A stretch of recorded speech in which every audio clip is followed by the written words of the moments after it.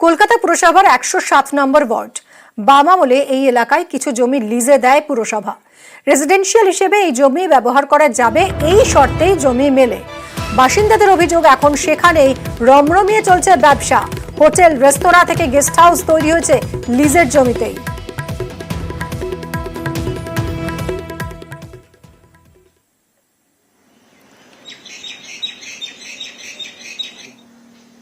এটা একটা plan city, বেশিরভাগটাই রেসিডেন্সিয়াল প্লট, ভিতরের প্লটগুলো, এবং রাস্তার ধারে কিছু কিছু প্লটকে কমার্শিয়াল। এই রেসিডেন্সিয়াল প্লটগুলোকে অবৈধভাবে ব্যবসার কাজে লাগাচ্ছে, এমনকি হোটেল, গেস্ট হাউস করে আমাদের দৈনন্দিন জীবনযাত্রাকে অতিষ্ঠ করে তুলছে। এই বাড়িগুলো 4 ফুট ডিস্টেন্স, প্রত্যেকটা রুমে এসি লাগানো। গরমকালে এতগুলো এসি যখন চলছে, যদি একটা কিছু বিপদ হয়ে যায় তখন ওখানে একটা ফায়ার ব্রিগেডের গাড়ি ঢুকতে পারবে না। 97 আমি এখানে বাড়ি করে এসেছি, তো এতদিন পর্যন্ত কোনো সমস্যা ছিল না। এই বছর 2-2.5 ধরে মানে নরক যন্ত্রণা ভোগ করছি আমরা। ওপেনলি থ্রেট করছে এবং নাম ধরে ধরে বলছে, এবং বলছে পুলিশ প্রশাসন আমাদের হাতের মুঠোয়। 334 এসি চলছে। এখন আমাদের এমনি প্রবলেম হয়ে যাচ্ছে, সিএসসিতে ইনভার্টার এনে আমাদের তো নিজের ইলেকট্রিসিটি চালাতে হচ্ছে। লাস্ট 1 উইক থেকে 2 উইক ধরে আমাদের তো ইনভার্টারই এখন চালাতে হচ্ছে। এখন আমাদের লিস্ট ডিটেও পরিষ্কার লেখা আছে এটা রেসিডেন্সিয়াল পারপাসে এটা ব্যবহার করার জন্য, কিন্তু সেখানে আমরা দেখছি যে এখানে গেস্ট হাউস হয়েছে, এগুলো কমার্শিয়ালি হচ্ছে। কি করে হচ্ছে এটাই আমাদের প্রশ্ন। আমরা থানায় গিয়েও পিটিশন জমা দিয়েছি, তখন বললো এখন তো কিছু করার নেই।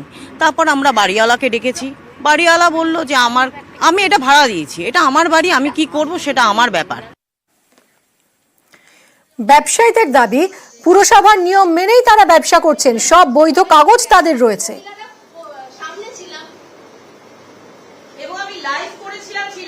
এখানে 200-300 খানা হোটেল আছে, এরা সবাই বন্ধ করে দিলে আমিও বন্ধ করে দেবে। হ্যাঁ জানি কেএমডিএল ল্যান্ড। পারমিশন নিয়েছেন? পারমিশন নিইনি। ফায়ার ব্রিগেডের পারমিশন নিয়েছেন? গেস্ট হাউস চলছে, ফায়ার ব্রিগেডেও নিইনি। না। হ্যাঁ, কেএমডি এর পারমিশন নিয়ে আমাদের কাছে প্রত্যেকের কাছে ট্রেড লাইসেন্স আছে। অ্যাটলিস্ট আমার কাছে, আমি যা ব্যবসা করি তার রিলেটেড যত লাইসেন্স, সমস্ত লাইসেন্স আমাদের কাছে আছে। এবং for your kind information, trade licence নিলে কিন্তু প্রপার্টিটা কমার্শিয়াল করতে হয়। আমাদের সব কমার্শিয়াল করা প্রপার্টি, সে তো সবকিছুতেই রেসিডেন্সিয়াল লেখা থাকে। আজকে সল্টলেক থেকে আরম্ভ করে প্রত্যেকটা বাড়িতেই রেসিডেন্সিয়াল লেখা থাকে, কিন্তু রেসিডেন্সিয়ালের মধ্যেও সবাই কি করছে, ছোট্ট একটা দোকান খুলে বসেছে।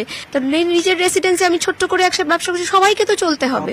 যেহেতু আমরা ভদ্রভাবে প্রত্যেকটা প্রোটোকল মেনটেন করে মানে ব্যবসা করছি, একটা লোক আমাদের এই রেসিডেন্সিয়াল, আমাদের এই লেনটাতে একটা লোক মানে বলতে পারবে না যে আমাদের কোনোদিনও প্রবলেম হয়েছে। কাউন্সিলর লিপিকা মান্না তিনি বলেছেন যে অভিযোগ পেয়েছেন, তিনি বিষয়টি খতিয়ে দেখছেন।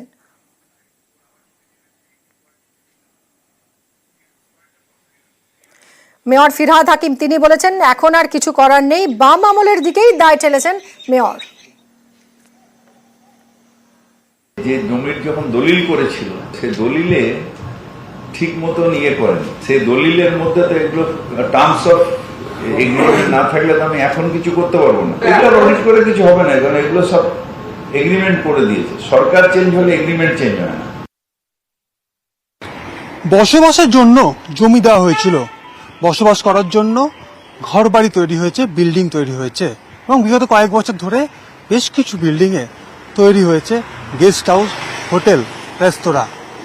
এই নিয়েই এলাকাবাসী অভিযোগ করেছেন 107 নম্বর ওয়ার্ডের বর্তমান কাউন্সিলর লিপিকা মান্নার কাছে। লিপিকা মান্না এই বিষয়ে স্পষ্ট করে জানিয়েছেন যে তিনি আবাসিকদের অভিযোগ পেয়েছেন এবং অভিযোগ খতিয়ে দেখে সম্পূর্ণ ব্যবস্থা নেওয়া হবে। অন্যদিকে যাদের বিরুদ্ধে, অর্থাৎ যারা রেসিডেন্সিয়াল জমিতে ঘরবাড়ির মধ্যে কমার্শিয়াল পারপাসে দোকান করেছেন বা হোটেল তৈরি করেছেন বা রেস্তোরাঁ তৈরি করেছেন বা গেস্ট হাউস তৈরি করেছেন, তাদের বক্তব্য তারা ব্যবসা চালানোর জন্য যে সমস্ত লাইসেন্স, যেমন ট্রেড লাইসেন্স, ফুড লাইসেন্স প্রয়োজন হয়, সমস্ত নিয়ে তারা ব্যবসা করছেন। কেএমডি এর তরফে যদি কোনো আপত্তি থাকে বা কেএমডি এর তরফে যদি তাদেরকে কমার্শিয়াল পারপাসে ব্যবহার করার জন্য লাইসেন্স দেওয়া হয়, সেই লাইসেন্স তারা নিতে প্রস্তুত রয়েছেন। ক্যামেরায় কাঞ্চনের সঙ্গে অমিত, নিউজ 18 বাংলা, কলকাতা।